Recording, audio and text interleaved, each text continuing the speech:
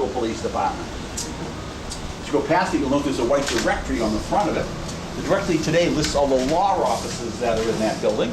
I don't know why I find that so amusing that all the lawyers are now in the old city jail. Just kind of cracks me up. I guess the irony of the whole thing, yeah? Yeah. And just a bit off to the right, you're going to be able to see our old town hall, what's called Derby Square. They're setting up for farmers market because it's Thursday. It makes it a great day to be here. This is exactly what it would have looked like 300 years ago. The farmers would be coming into town and setting up their stalls all around the old town hall. Town hall dates back to the early 1800s. Directly ahead of us, up that rise of land, there's going to be a red brick federal period mansion that's known as the Joshua Ward House in town. Ward's a successful merchant, also famous for having the best wine cellar in the city of Salem. So when George Washington would spend the night here in Salem, he likes to spend the night at the Joshua Ward House. Hailed himself a Ward's Fine Wine Cellar. So the street we're turning onto here becomes known as Washington Street in Salem, in honor of our first president. He used to overnight with Joshua Ward. So up the rise, there's a little collection of umbrellas there. So the first church in Salem was located. Just beyond the umbrellas, you'll see there's a little fountain there. That's where the original town well was. Both have a connection to Salem's early witchcraft hysteria. Now, Bridget Bishop was not a particularly religious woman. One Sunday morning, rather than being at church services, she was out drawing water from the well. When the main beams begin to give way in the church, people rush outside to save themselves. They catch Bridget Bishop, not at church services, violating the Sabbath. Later on, when she's on trial for witchcraft, they remember that incident. They use it as evidence against her at her trial. So where the umbrellas are is where the church would have been, where the fountain is, where the well would have been. And across the street, you can see our Elizabeth Montgomery embarrassment. Remember the sitcom Bewitched? Yeah. A few years ago, the people that owned the rights to that wanted to come to Salem and put up some sort of a memorial. Well, it had nothing to do with us. It was set in Connecticut in the 1950s. We take our history pretty seriously. There were protests, there were demonstrations. Then they offered the city a lot of money to put in that park and statue. So basically, we sold out and took the money. Look at Elizabeth Montgomery on a broomstick. Nothing to do with Salem. Nothing. Puritans kept very careful legal records. We have over 500 documents in the Peabody Essex Museum that date back to the witchcraft hysteria. Our next regularly scheduled stop is in front of what's called the Witch Dungeon Museum. What they do in here is they reenact one witch trial. We get a word-for-word reenactment of the trial based upon the trial transcript. And afterwards, they take you downstairs, they show you what conditions were like in what they call the witch dungeons, all right? You can imagine conditions in here are pretty awful. In Salem, 19 people end up getting executed because we're the county seat. But throughout Essex County during the Great Hysteria, hundreds of people are jailed and held in these awful conditions. The youngest person jailed, her name is Dorcas Good. She's only 4 years old. She's held for 3 months. By the time she gets out, she's impaired for the rest of her life. A lot of times in Salem, we make fun of the whole witch thing. Pretty awful time in our history, you know? Fortunately, it only lasts for a few months during summer 1692. So off to our right here is Salem's Witch Dungeon Museum, and it is one of our regular stops. We would care to get off of there, but probably back in about a half hour. You're leaving me so soon? You take the show? Okay, don't worry about it. There'll be another trolley here about a half hour. Do you stop at the witch house as well? Or just Yes, the witch house is right around the corner. Actually, you can walk there in 2 blocks if you want. And the stop. Do you have the circular with a list of stops on it? You have the circular with a list of stops on it. Take the brochure. Because it's just down by the witch house, there's another stop in front of the Ropes Mansion. So if you saw that, that'd be the place to catch the trolley. Okay? Directly ahead of us down here, there's going to be like a parking lot beyond the cross street. Off to the right of the parking lot, in a bit, you can see a large kind of mustard-colored federal period mansion. Has black shutters and white chimneys on it. The white chimneys are called Tory chimneys. During the American Revolution, the loyalists, people who didn't want to break away from England, they were called Tories. And in coastal Union communities like Salem, they painted the chimneys on their houses white in the hopes that if the British raided the town, they wouldn't burn down the houses that had the white chimneys. So off to the right there, we have the Pierce Nichols house with its Tory chimneys. Because it took the local patriots about 20 minutes to figure that out. So that house was trashed by the mob in the Revolution. But after the Revolution, our great architect in town, Samuel McIntyre, gets his first commission as an architect redesigning and rebuilding the house. So today we recognize it as a legitimate McIntyre mansion here in town. There's a blue house over there with black shutters. It's Nathaniel Bowditch house. Bowditch was kind of a genius. Everyone can say he's a genius, of course. But he was a mathematical genius. He ships out to sea as a young boy. And they used the British navigation charts in those days to get around, filled with mathematical errors, more than 6,000 mathematical errors. He fixes them all. He publishes his own book, becomes known as the American Practical Navigator. That's what enabled Salem to become one of the leading seaports in the entire world in the early 1800s. They had the best navigation devices. Even today, every ship in the United States Navy by law has to have a copy of Bowditch's Practical Navigator on board. In case all the electronics go down, they can still sail with dead reckoning, the way Bowditch taught us 200 years ago. The next intersection after where you make a right, at what's known as the Witch House in Salem, it's actually the house of Jonathan Corwin. Corwin's a local magistrate. And if you're accused of witchcraft, your first stop is Corwin's house. And on the first floor, what they call the Great Room, you'd be interrogated. And then if they thought you might be a witch, they'd take you upstairs for a physical exam. And if you had a wart or a mole or a suspicious looking scar of any sort, they took that as more evidence that you were probably a witch. So just past the Bowditch house here, we're going to have Salem's Witch House, actually the house of Jonathan Corwin. Yeah, they can hear that. Our regular stop in this part of town is just down here in front of the Ropes Mansion, also known as the Hocus Pocus house here in town. A lot of the Disney movie Hocus Pocus was filmed in and around Salem. And the scene where they steal the witch's broomsticks is filmed in front of Salem Ropes Mansion. And this is our regular stop. There's also a formal garden out back here. If you're down this part of town, it's free and open to the public. Just walk down this walkway and feel free to walk around that garden. When the Ropes family turned the house over to the city, it was a proviso that the garden be maintained and open to the public. Coming up to the Athenaeum, it's going to be off to your left. It's a private library established with a privateer's prize during the American Revolution. A Salem privateer captured an English vessel. They had a private library on board. They brought it back to Salem. They opened this private library. Still functions as such. I mean, when they were reading research, but to check materials out, you had to be a paying member. The original charter of the Massachusetts Bay Colony is still housed in Salem's Athenaeum. Off to our right in just a bit, coming to Salem's Public Library was a gift to the City of Salem by John Durkin, a successful merchant. Makes a lot of money shipping goods out to San Francisco during the gold rush. Sends out one shipment of eggs. It takes 6 months to get there.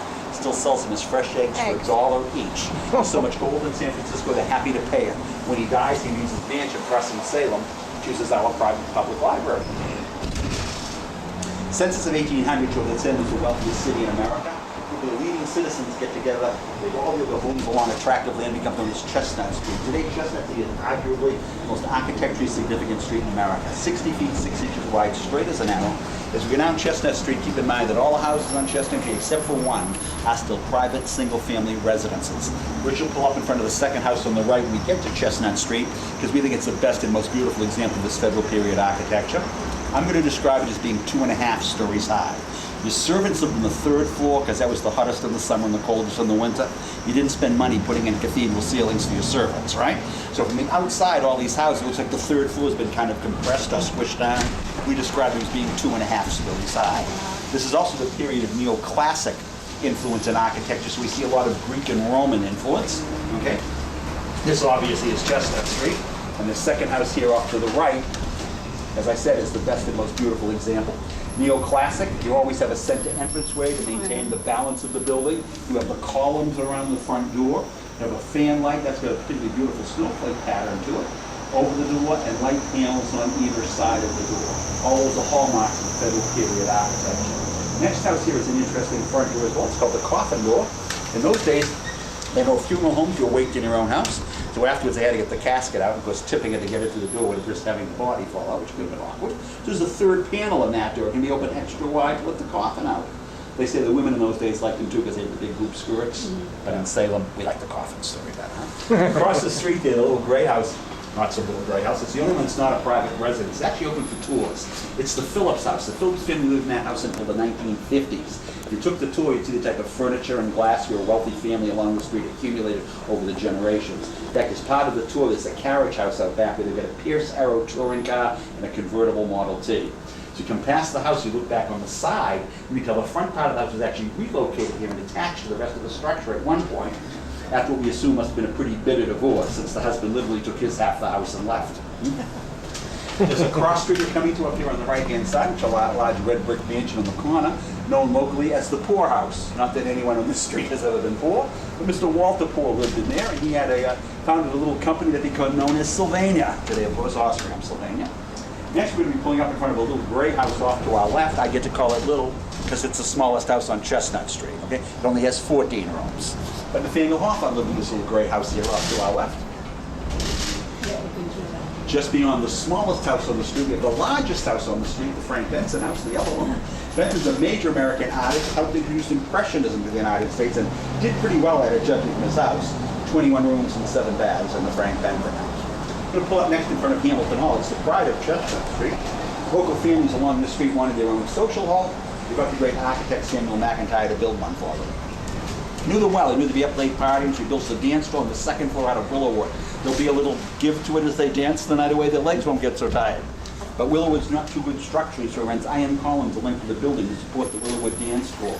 You look across the front of Hamilton Hall today, the wrought iron work we see there, that's not decorative. Those are the ends of the iron columns supporting the Willowwood dance floor. If you live in Salem today, you have a big fancy event, you want to impress people, you rent Hamilton Hall, you throw your party there. It rents for $500 an hour with a minimal 5-hour rental.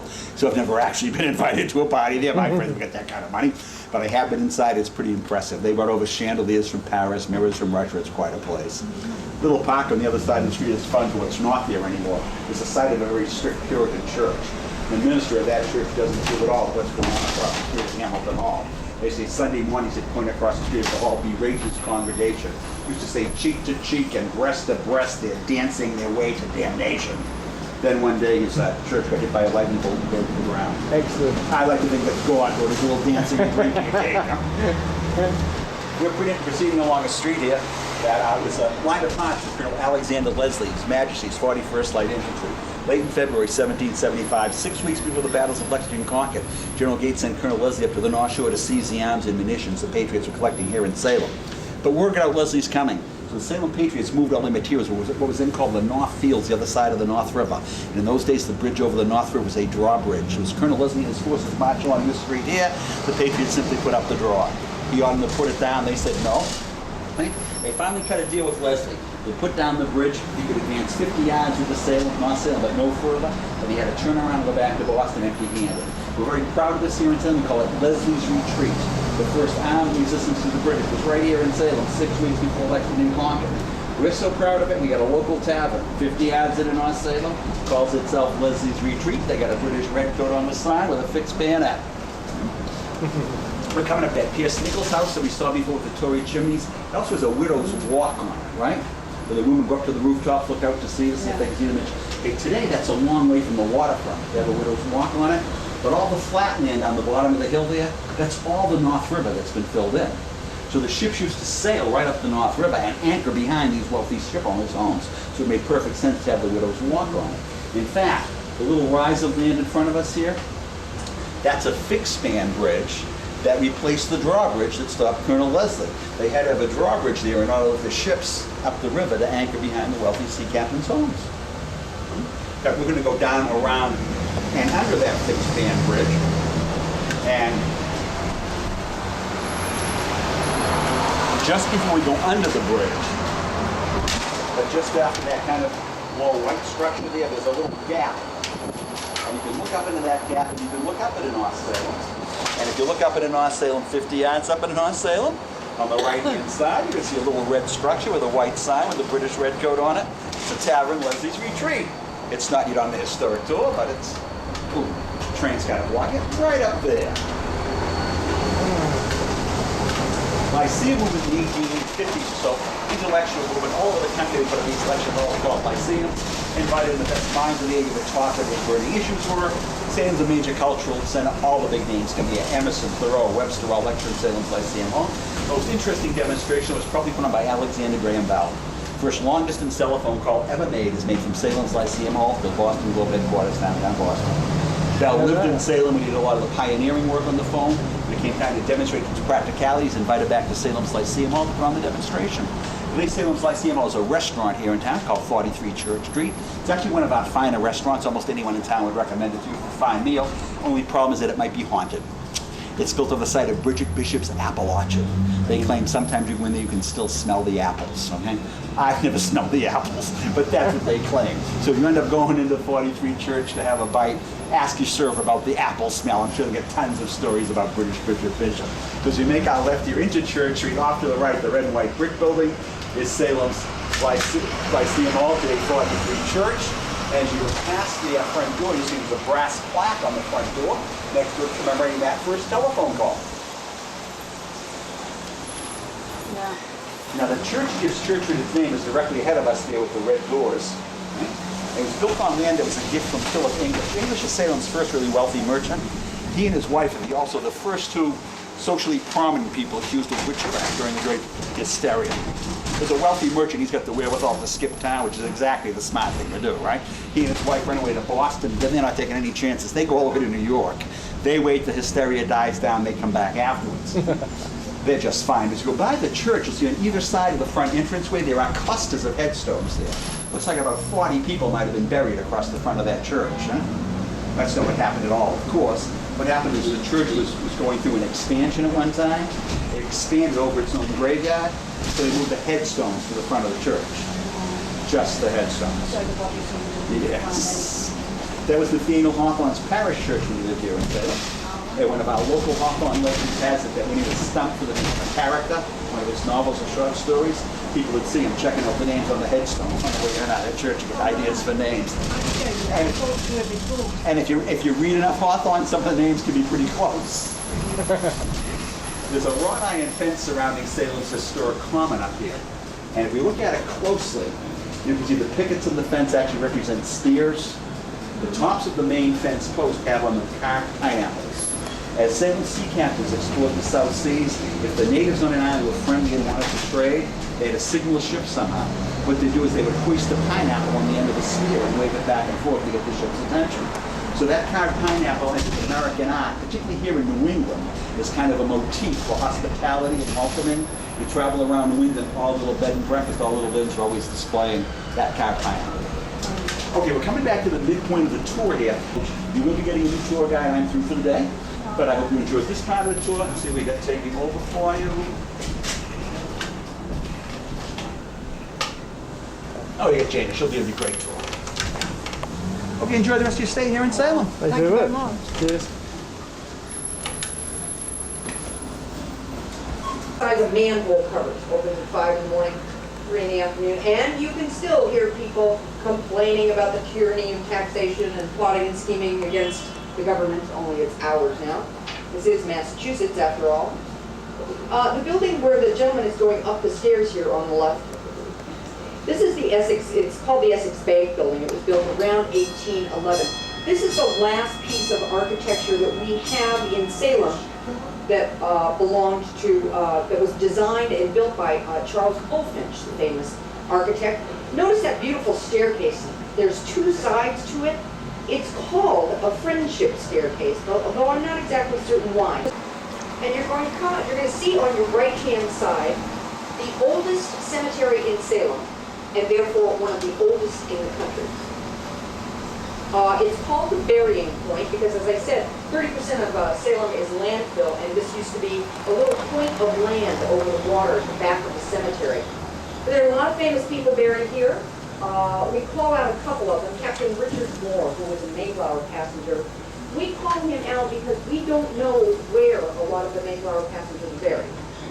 When folks back then died, the settlers wouldn't mark their graves because they didn't want the Indians to know how many people had died and how many people were still alive. Samuel McIntyre, for those who were just in McIntyre District, our famous architect, is buried here. Chief Justice Benjamin Lyne is also buried here. He was the presiding judge at the Boston Massacre trial, and also, of course, Justice John Hathorne, who was the hanging judge during the witch trial. Now, Justice John Hathorne was also the great-great-grandfather of Nathaniel Hawthorne, our famous author here who wrote House of Seven Gables, Scarlet Letter. That was his great-great-grandfather. But Nathaniel Hawthorne was so ashamed of his great-great-grandfather had done during the witch hysteria that he changed the spelling of their names. Added a W, Hathorne, Hawthorne.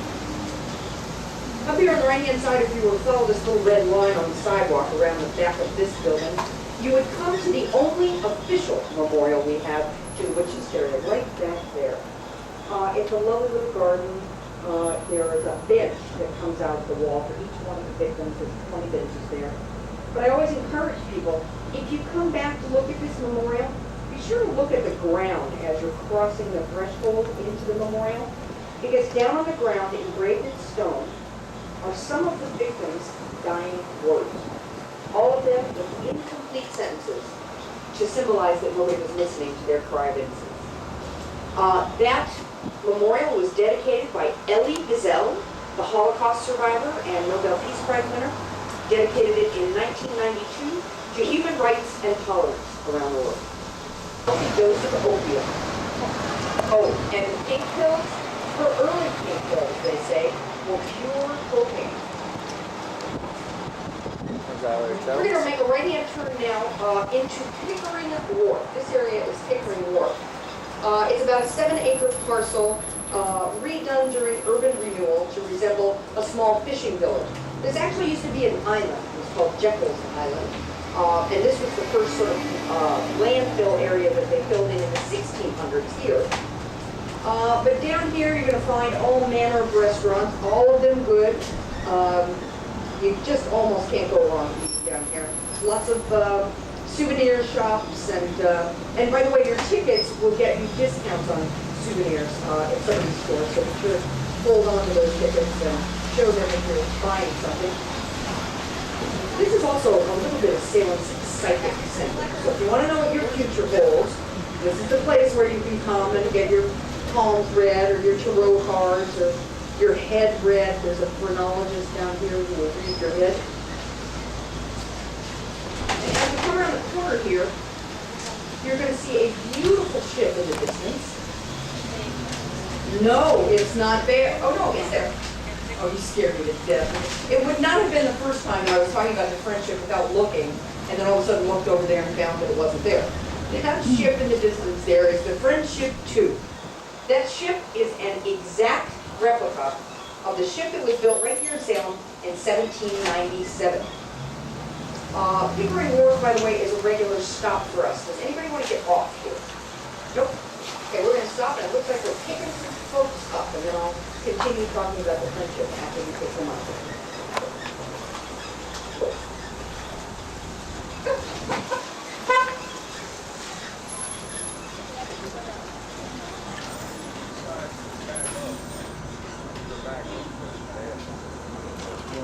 Ship. Where? No, the lady.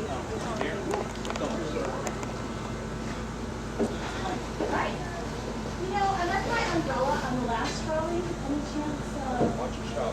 No, it would have been on the last trolley. Yeah, it wasn't you guys. What you can do is call the visitor center Yeah. and tell them, or you gotta call directly the other. Well, I was gonna say, call the other trolley and tell them to leave her umbrella at the visitor center. In here. So back to the Friendship, you're going to see the Friendship again over here on your right-hand side. This ship, the original one that was built in 1797, made 15 round-the-world cruises before it was captured by the British in the War of 1812. But even though we lost the ship, we found the plans for the ship at the Peabody Essex Museum. And so 200 years later, they had it rebuilt, and it's been here ever since. It was actually rebuilt in Albany, New York. You can tour the ship. You can actually go sailing on the ship. The other claim to fame of this ship is that Pirates of the Caribbean 2 was filmed on that ship. Parts of the film, yeah. Now, this is Derby Wharf, which is one of 3 remaining wharfs in Salem. There used to be 50 of them up and down the coast of Salem. Salem was the only port not taken by the British during the American Revolution. So all of the shipping traffic came in through our little city well into the 1800s. We created a lot of millionaires in those days. In fact, this building on the left-hand side here, that is the last customs house we built in 1819. But the building itself is probably better known because Nathaniel Hawthorne wrote the book, The Scarlet Letter, in that building right there. If you read the book or saw the movie, he talks about finding a scarlet letter in the attic of the customs house. That's the one he worked at, and that's where he found that scarlet letter. What's that house? That is it is a replica of a shop where you would buy things at the war. And it has a name, and I'm completely escaping it. The building on the left-hand side was the home of Elias Haskett Derby, this being Derby Street, that being Derby Wharf. That house was built in 1762. It was built for him, by the way, as a wedding present. Some of us get toasted, some of us get toasted. I don't know how that was. Elias Ascot Derby was a private pier. Early in our country's history, we didn't have a name. So guys like Derby would lease these ships out to the American government, re-outfit them, and go out and take British cargo ships. His fleet took 146 cargo ships, which meant he got a bounty for every British ship he took down, but he also got to keep a lot of the cargo. So here in our country, pay attention to this, you from England back there. Here in our country, they're called privateers. In your books, they're called pirates. We make a regular stop here at the House of Seven Gables. Anybody getting off here? Yes. You do? Okay. Where we came yesterday, after the Seven Gables. It's a fun. And if you go to the House of Seven Gables and you're waiting for the next trolley to pick you up, be sure to go to that candy store right across the street. The oldest candy store in America. That's where Oprah gets her turtle.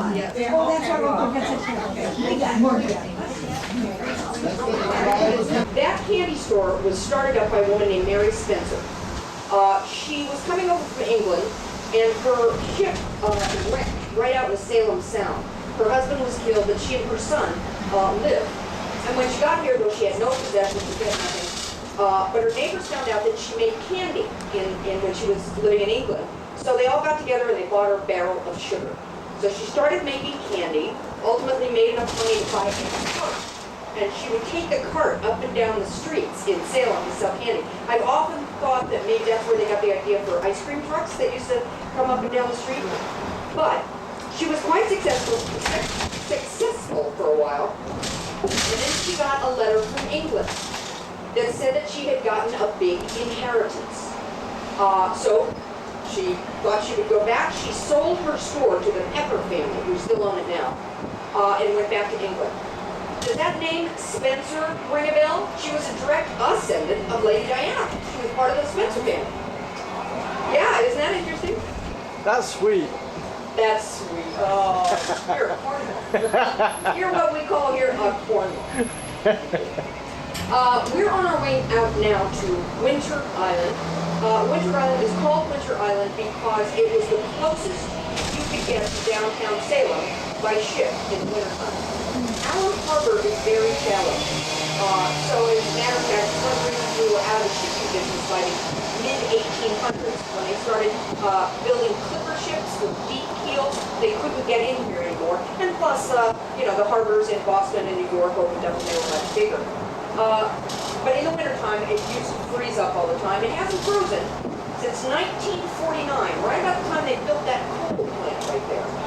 Yeah, for history, but also to show you some of the best views we have of the Salem Harbor.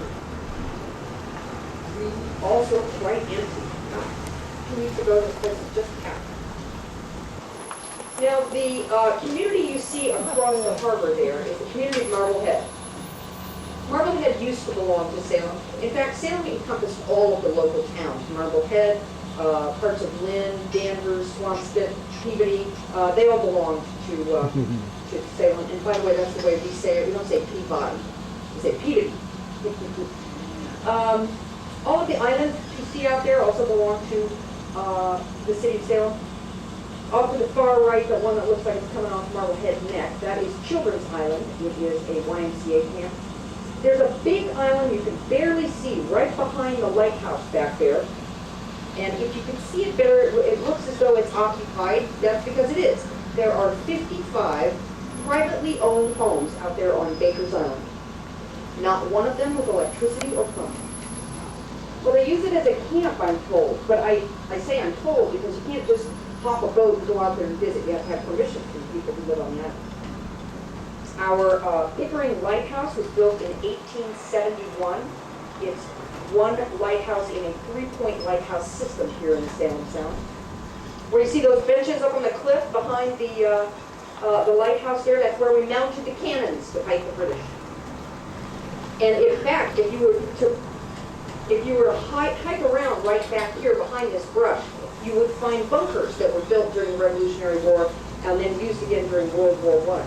That little stage you see back there, though, is what's left of The Rebel Shakespearean Theater Company. They are middle schoolers and high schoolers who put on Shakespeare plays out here on Winter Island every weekend. Because I think there's a beautiful beach right down this walkway. Waikiki was clearly not named by somebody from Salem. We're very literal here.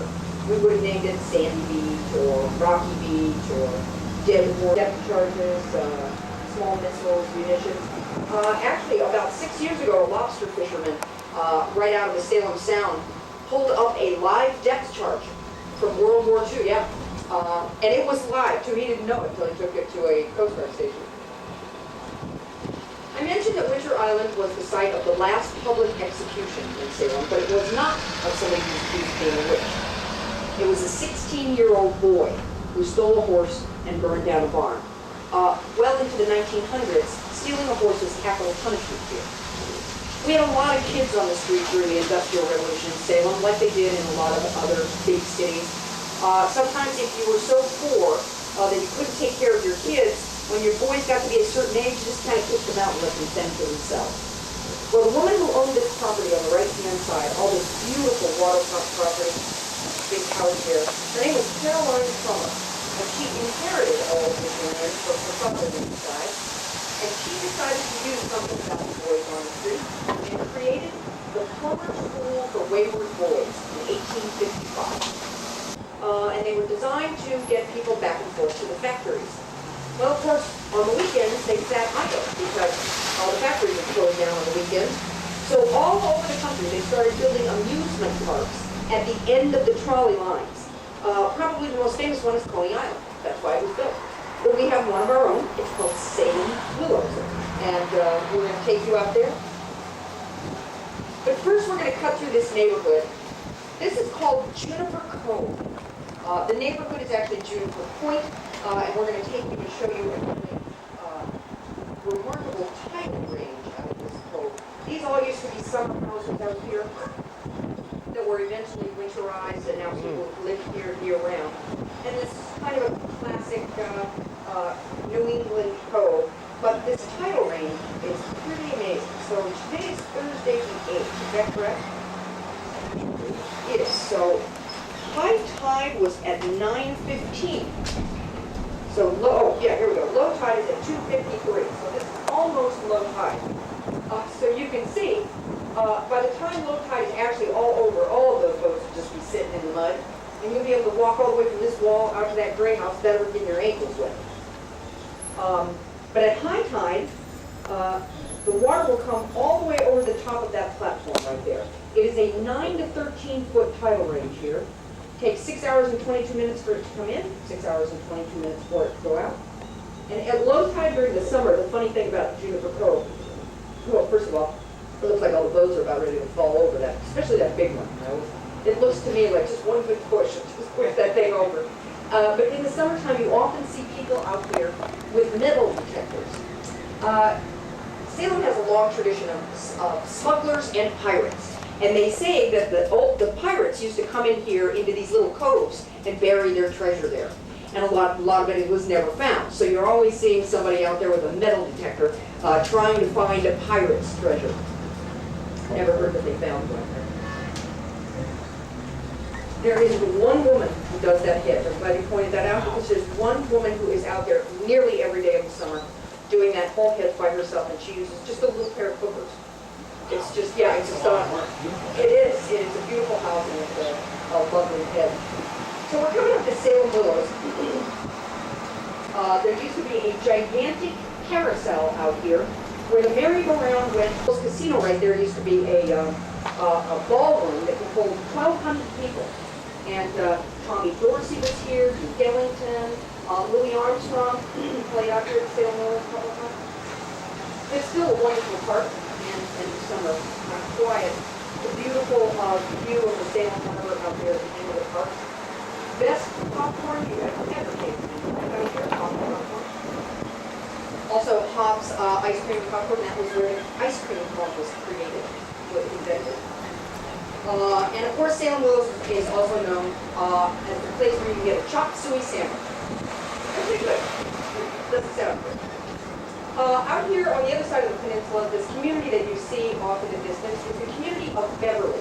Beverly, Massachusetts is the home of the United States Navy, unless you're from Marblehead. See, George Washington was over in Beverly when he commissioned the very first naval ship. But it was built over in Marblehead, using Marblehead shipbuilders, even named after a Marblehead woman, that Hannah, USS Hannah was the very first naval ship. But it was not commissioned as a naval ship that was back over in Beverly. So for hundreds of years they've been arguing about where the birthplace of. If you look at it in the history books, it just says Essex County, their shipping. Well, we get to Waikiki Beach, and as I promised, we bring you to the lovely and scenic Dead Horse Beach. This is only in Salem you find a beach called Dead Horse Beach. And of course there's a story behind it. In 1914, there was an enormous fire in Salem that consumed nearly 30% of the city. Fire engines were pulled by horses in those days, and dozens of them died. Well, what do you do with a lot of dead horses? That's what you do. You bring them out here. Of course, there weren't all those beautiful sailboats out there. They took them out to the middle of the water. They buried them as deep as they could, and then they hoped that Mother Nature and high tide would help them out. Historians say Mother Nature didn't help at all. For weeks, they say, carcasses were washing in up on the shore, and they had burned the bodies and buried boats. You still hear people say that they find old horse boats out there. So we're going to make a right-hand turn back onto Essex Street again, and we're going to stop at the Visitor Center at the National Park Service and maybe pick some more folks up. There's 20 minutes left, and some of you are all done, and I hope you learned something about Salem you didn't know, by the way, and I hope you have a wonderful time while you're here. For the rest of you, we're all going next over to the western part of Salem, which is the architectural district. All right, back to where we started.